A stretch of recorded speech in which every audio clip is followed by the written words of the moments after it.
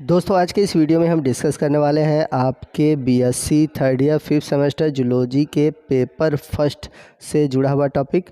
और हम unit first पढ़े हैं, जिसमें कि आज हम डिस्कस करने वाले हैं फाइलम सिलेंट्रेटा से जुड़े हुए स्पीसीज़ ओबेलिया के मार्फोलॉजी के बारे में। तो ओबेलिया की मार्फोलॉजी कैसी होती है, इसके बारे में हम डिटेल से जानेंगे और टॉपिक बहुत ही इम्पॉर्टेंट है और इस टॉपिक से आपके क्वेश्चन बनते हैं। तो आइए सबसे पहले जानेंगे कि जो ओबेलिया है इसको फाइलम सिलेंट्रेटा में क्यों रखा गया है। क्योंकि अगर इसके बॉडी के ऑर्गेनाइजेशन को देखें तो इसमें जो है टिश्यू ग्रेड यानी कि उत्कीय संरचना पाई जाती है। और यदि आप इनके लाइफ साइकिल का स्टडी करेंगे तो आप देखेंगे कि ये 2 से अधिक रूपों में पाए जाते हैं, जिसको हम बोलते हैं पॉलीमॉर्फिज्म। और अगर बात करें इनमें रिप्रोडक्शन की तो इसमें एसेक्सुअल रिप्रोडक्शन बाय बर्डिंग और ब्रांचिंग के थ्रू होता है, वहीं सेक्सुअल रिप्रोडक्शन होता है गैमिटोगोनी के द्वारा। इसके अलावा अगर हम देखें तो ये अपने जीवन चक्र में एक विशेष प्रकार के प्रोसेस को रिप्रेजेंट करते हैं, जिसको हम बोलते हैं मेटाजेनेसिस। तो आइए हम ओबेलिया के क्लासिफिकेशन यानी कि सिस्टमेटिक पोजीशन के बारे में जानते हैं। सबसे पहले बात करेंगे इसका फाइलम।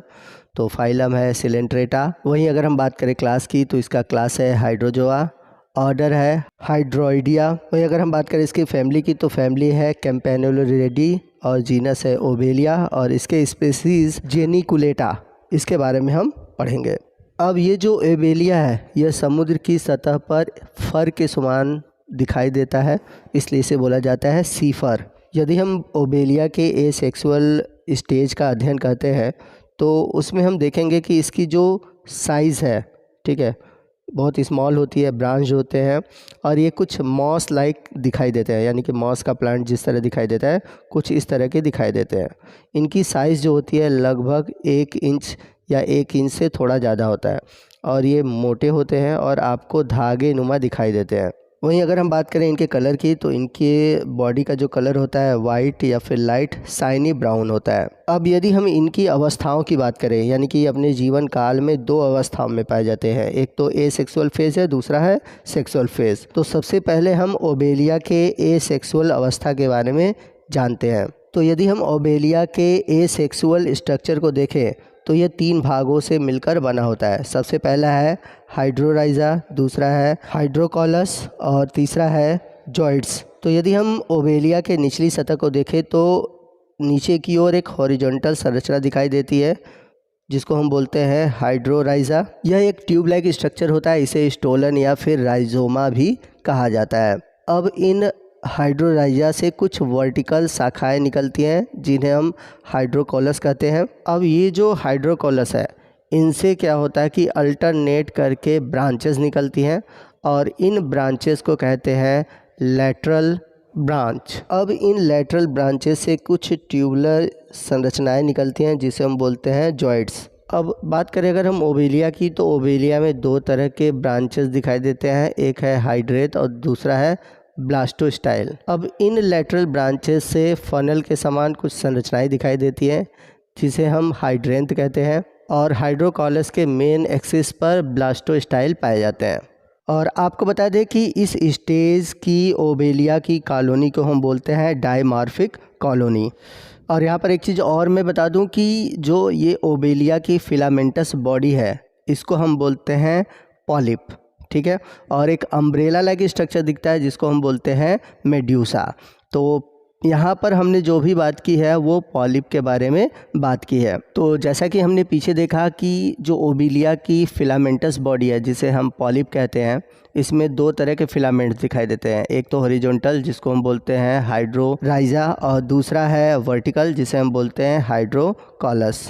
तो अगर हम बात करें हाइड्रोराइजा की, जिसे हम एक तरह से कह सकते हैं रूट ऑफ हाइड्रॉइड, तो ये एक बेसल पार्ट होता है जो कि नीचे ट्यूबुलर लाइक स्ट्रक्चर दिखाई देता है और इसे स्टोलन भी बोला जाता है। और इसका मुख्य कार्य होता है कि ओबेलिया का जो पॉलिप वाला स्ट्रक्चर है उसे सबस्ट्रेटम से जोड़े रखना, यानी कि किसी भी चीज़ जहाँ पर वो पाया जा रहा है किसी आधार पर उसको जोड़े रखता है। तो ये आप देख सकते हैं ओबेलिया का पॉलिप।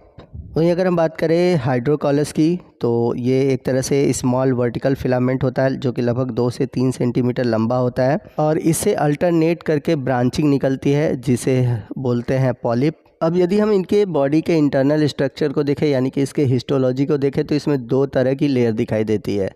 पहला है पेरिसार्क और दूसरा है सीनोसार्क। तो जो लेयर बाहर की ओर होती है उसे हम बोलते हैं पेरिसार्क। पेरी का मतलब होता है चारों तरफ, ठीक है। और पेरिसार्क के अंदर की ओर एक लेयर होती है जिसे हम बोलते हैं सीनोसार्क।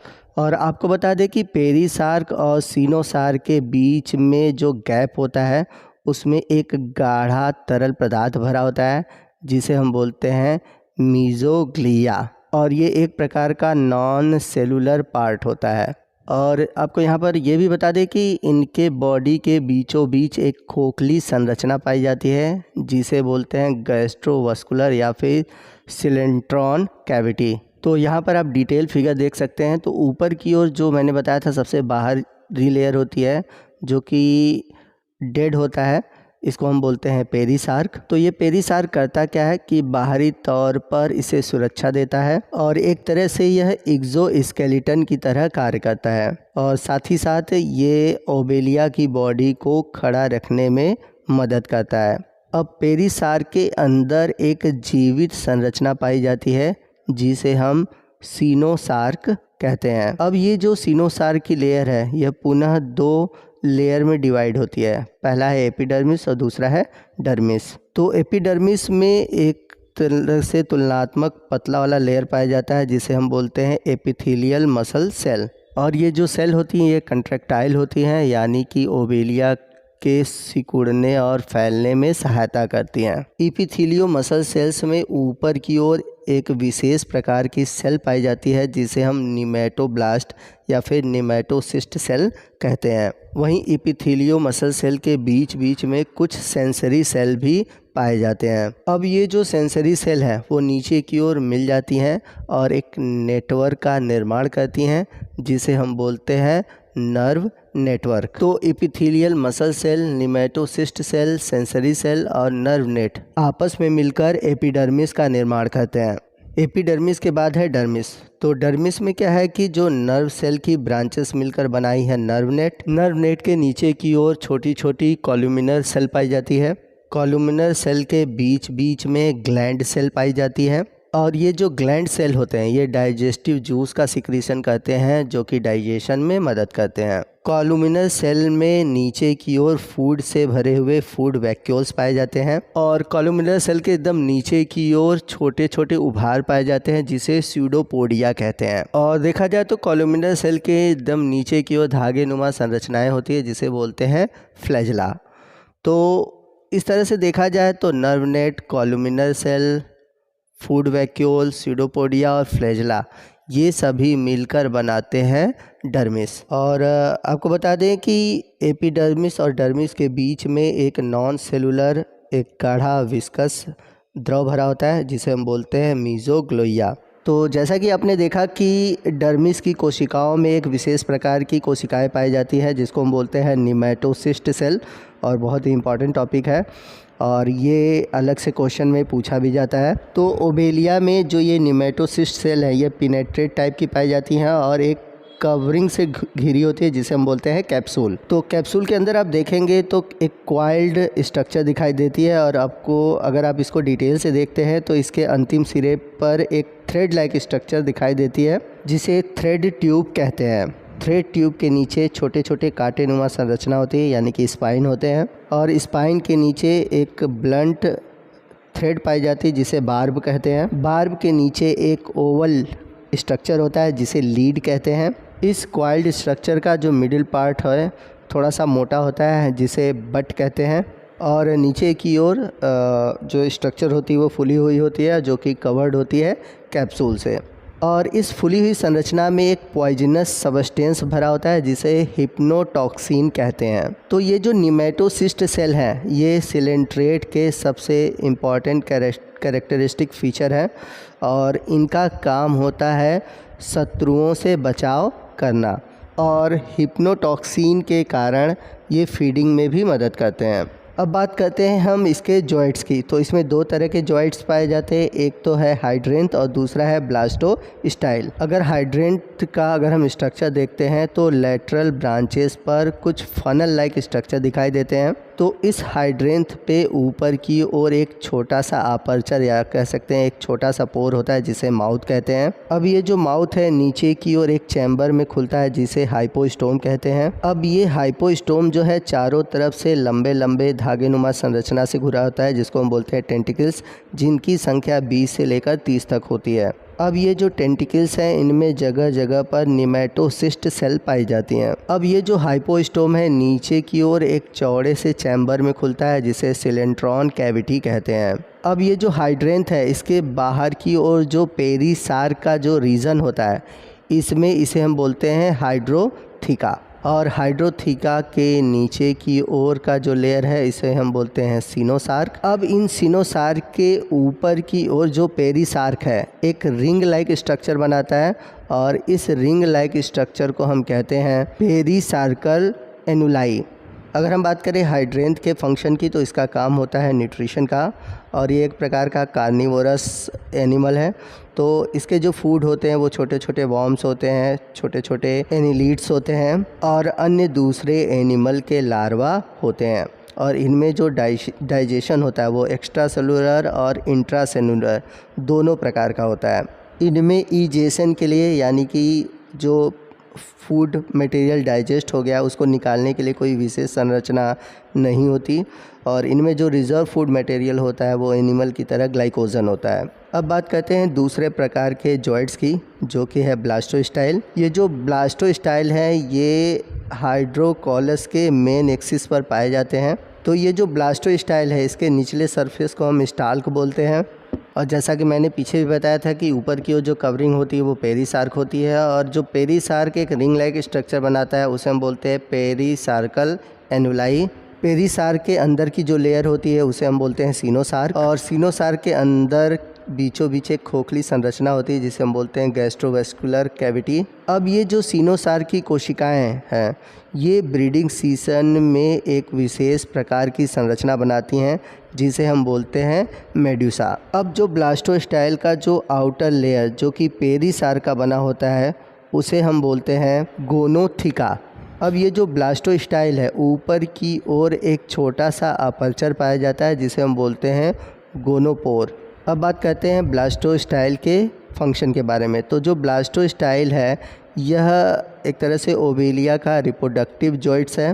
तो ये जो ब्लास्टोस्टाइल है ये ब्रीडिंग सीजन यानी कि अर्ली समर या फिर कह सकते हैं स्प्रिंग के समय ये डेवलपमेंट करते हैं मेड्यूसा का, और ये जो मेड्यूसा का फॉर्मेशन होता है ये होता है एसेक्सुअल बर्डिंग के द्वारा। तो आइए हम बात करते हैं ओबिलिया के तीसरे टाइप के जॉइंट्स की जिसे हम मेड्यूसा कहते हैं, और इसके हम लेटरल व्यू को देखेंगे। तो इसके लेटरल व्यू का जो ऊपर वाला सिरा देखें जो कि कनकेव होता है जिसे हम बोलते हैं एक्स अम्ब्रेला सरफेस, और इसका जो निचला सतह होता है जिसे हम सब अम्ब्रेलर सरफेस कहते हैं। इस सब अम्ब्रेलर सरफेस में एक चौकोर अपर्चर पाया जाता है जो कि माउथ कहलाता है। अब ये जो माउथ है ऊपर की ओर एक हैंडलनुमा संरचना से जुड़ा होता है जिसे हाइपोस्टोम कहते हैं। अब ये जो सब अम्ब्रेलर सरफेस है उसके चारों तरफ एक फिंगर लाइक या कह सकते हैं एक धागेनुमा संरचना होती है जिसे हम बोलते हैं टेंट्रिकल। अगर हम